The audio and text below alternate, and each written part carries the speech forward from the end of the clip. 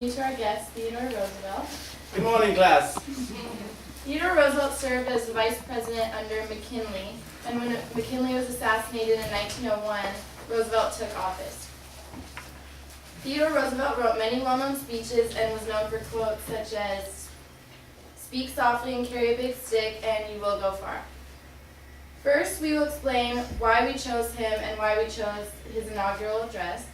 Second, the significance of the speech. And third, we will describe the communication concepts used in his speech. Before I tell you why we chose Theodore Roosevelt and why we chose his speech, let's hear a part of his speech. My fellow citizens, no people on earth have more cause to be thankful than ours. And this is said reverently, in no spirit of boastfulness in our own strength, but with gratitude to the giver of good, who has blessed us with the conditions which have enabled us to achieve so large a measure of well-being and of happiness. To us as a people, it has been granted to lay the foundations of our national life and a new continent. We are the heirs of the ages, and yet we have had to pay few of the penalties which in our old countries are exacted by the dead hand of a bygone civilization.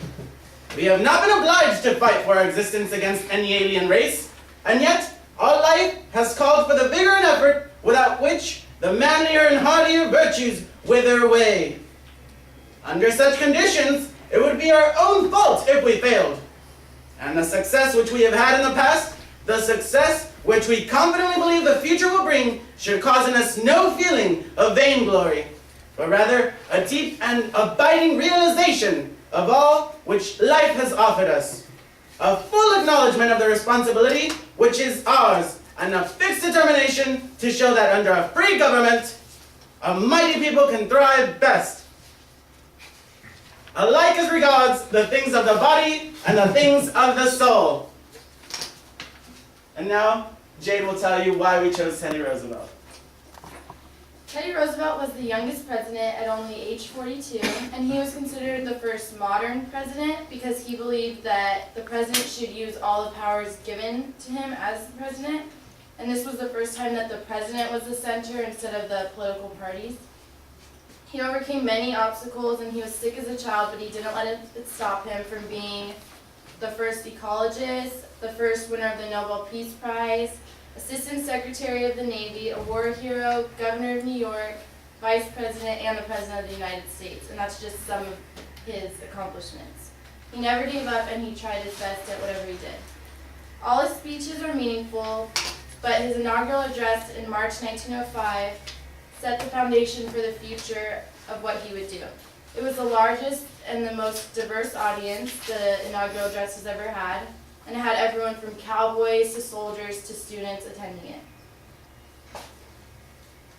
Professor Hazan said that we are supposed to speak about something that we're passionate about, and that's what everyone admired about Theodore Roosevelt, because he spoke about things that he was passionate about, and people believed his words because he believed in them. So now that you know why we chose this, Theodore Roosevelt is going to tell you the significance of the speech. Teddy Roosevelt's inaugural address is very significant because it showed exactly what he would do for the American people in his presidency. It would set a solid foundation for all the great things he would do. When President William McKinley was assassinated in 1901, he, the Vice President, Theodore Roosevelt, became the youngest president in American history. He was a Spanish-American war hero, and he was known as the leader of the Rough Riders in Cuba. At the time, America was becoming a very powerful nation, and he recognized that. He said so in his inaugural address that the American people had more cause to be thankful than anyone else. But being so young, at only 42, he had to prove that he could lead what was such an emerging nation. Like I said, this was a rather thriving time in American history, and the Spanish-American War is often considered to be the most popular war in all of American history, and it had only ended a few years prior. His inaugural address was extremely significant because he said that Americans should have a fixed determination to show that under a free government, a mighty people can thrive. Throughout his presidency, the nation did indeed thrive. We have as examples the establishment of the Food and Drug Administration, or the FDA, Also the conservation of 125 million acres of wildlife. He also, what he considers himself the greatest achievement of his presidency, which is the Panama Canal. All of these brought new jobs to the American people, and the FTA also made life safer in America. He also added in his speech, "Much has been given us, and much will rightfully be expected from us." He was a great leader and a great speaker because he truly believed these words, and he lived by them, and he took action in critical times. And he never demonstrated to be a leader who just sat in the back seat and said, well, things will fix themselves out. He believed that it was best to negotiate peacefully, but persuade with a big stick. In many cases, this was the US Navy, especially the Great White Fleet. He encouraged the Navy and the Army to further their technological advances in submarines and airplanes. He also brought confidence to the American people when he said in his inaugural address that no weak nation that acts manfully and justly should ever have cause to fear us, but he also said, and no strong power should ever be able to single us out as a subject of insolent aggression. He also gave further emphasis to his motto, which was speak softly and carry a big stick. Now that we have a clear understanding of how Theodore Roosevelt was a great leader and speaker, and we know the significance of his inaugural address, let's look at some of the techniques he used that made him the great motivational speaker he was.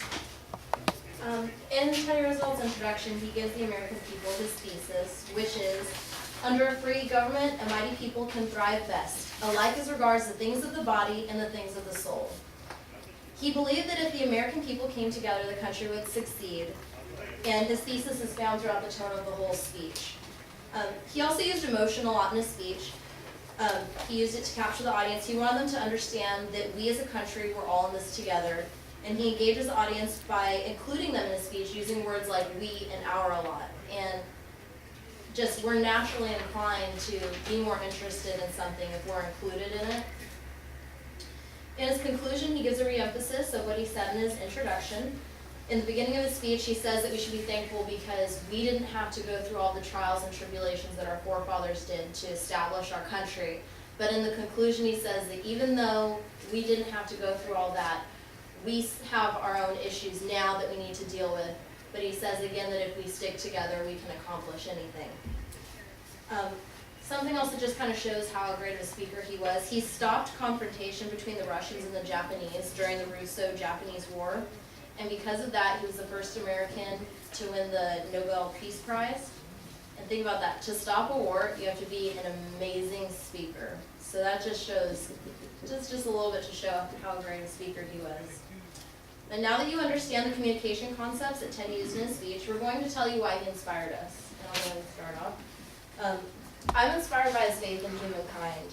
He truly believed in the American people, and he built them up in his speeches. He made it clear that it's crucial that we come together to make our country run the way it should, and while he was positive, he also made the issues clear. He played the part of like a nurturing father.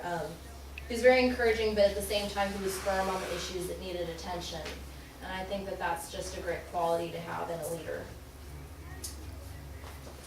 Personally, Theodore Roosevelt inspires me because you can't say he didn't have natural ability, but he knew very well that you can't rely on just that. As we learned throughout the semester in this class, we need to know our topic inside and out, forwards and backwards. We also learned that we need to know our audience and what they lived through, and he took this into consideration every speech he gave. He also inspires me because of the fact that this man actually had bad health, and he had